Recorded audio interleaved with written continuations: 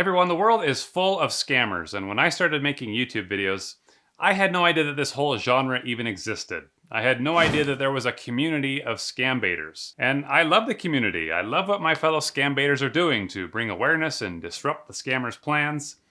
But I've been known to do something a little different, and that's to sometimes befriend the scammers, offer them a job, work with them. And I've had a lot of people criticize me for this. I've had a lot of people tell me that I'm just setting myself up to be scammed. And to be fair, that's turned out to be the case more than once. And I'm upfront about this. I admit that that has happened. But I want to talk about that for just a minute and maybe just share some thoughts on why I like to give scammers a chance.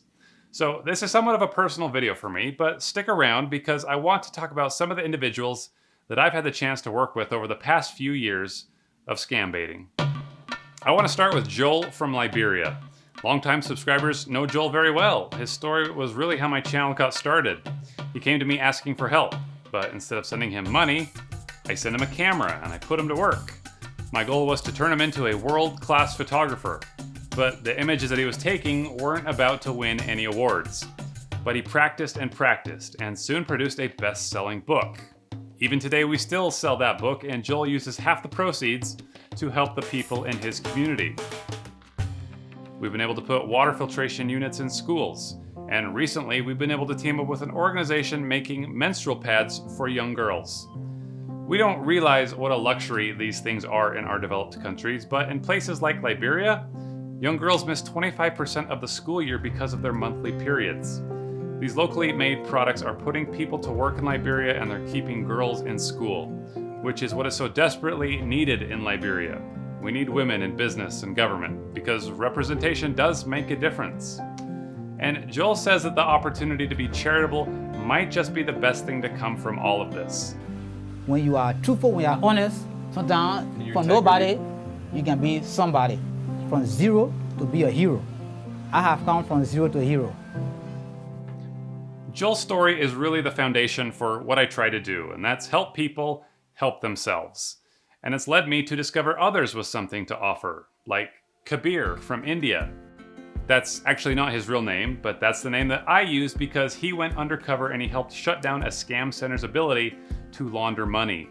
His story was full of suspense and danger, but he did it because he believed that deep down, scamming is wrong, and he wanted to stick it to his bosses. The video that I did with Kabir was one of my favorite videos because it shows that deep down, we all have a desire to be good and do good. And a lot of people wondered what happened to Kabir after that video. A lot of people were worried for him. And I just want to share with you all how much he appreciated your comments on that video and all the well wishes. But he's moved far away and he now works as a salesman. He doesn't make nearly as much money as he did scamming, but he's happy. He feels good knowing that his livelihood doesn't depend on him hurting someone else's. I talk to him pretty regularly, and he's full of information that is helping me with some other scams I've been looking into. He's also pretty funny. He says that this is bend over right here. There's another scammer in India that I call Casey Hunter. I actually made a 5-part series on this guy because his story was just so interesting.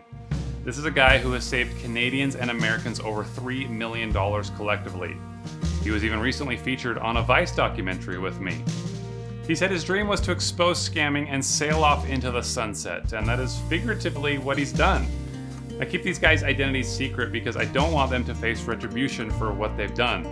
But I can say that he's gone on to get married and start a family, and he's been slowly building a house and a shop where he can sell goods and groceries and just live an honest life. And the last guy that I want to talk to you about is a former scammer from Nigeria that many of you may not remember. He went by the name of James in one of my videos, and he wrote to me about 2 years ago to tell me that he was diabetic and that he was basically scamming to buy insulin and stay alive. Well, I helped him out with some money to buy medicine if he would teach me about scams and pay back a woman that he stole from. That video ended with him not only buying the medicine that he needed, but also helping out some hungry children.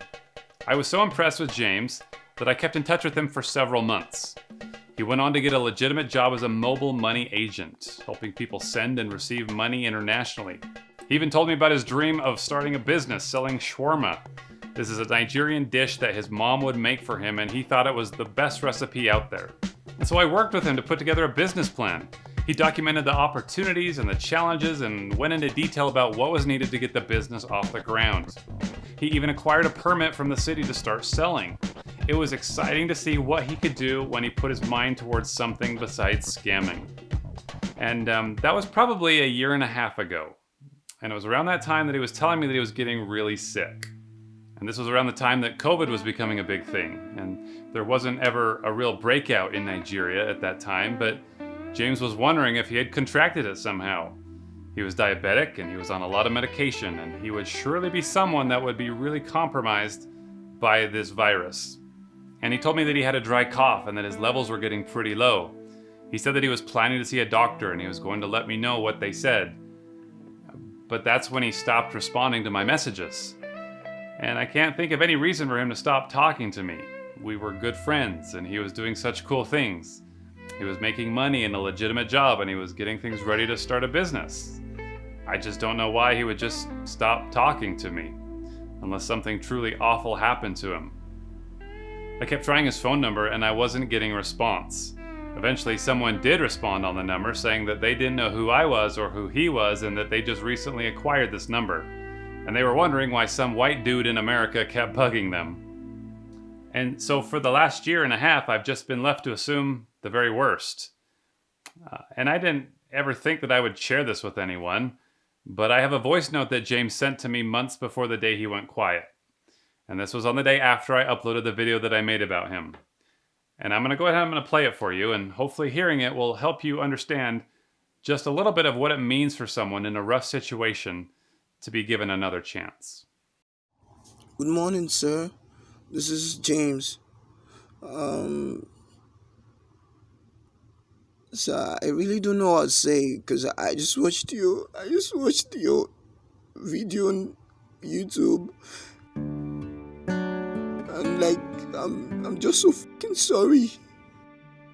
So I'm so sorry I had to survive. I had to scam a lot of people to survive, and I'm just sorry. So I'm thankful. I'm grateful. I'm being given a chance to turn back my life around. Thanks so much, sir.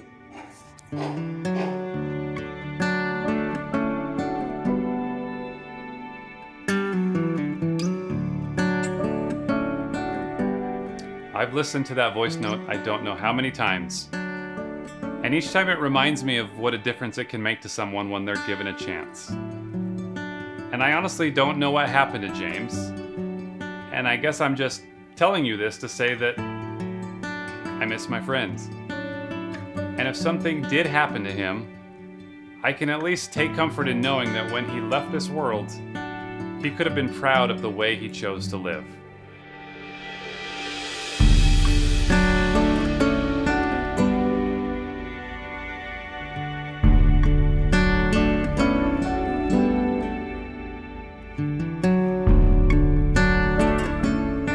And I guess that's why I keep doing what I do. Because deep down, we're all a little bit like James. We've all made mistakes and done things we're not proud of. But it's not too late to change. It's not too late to live a life you can be proud of. A life your future kids can be proud of. And I think that if you look hard enough, you will find that potential in others too.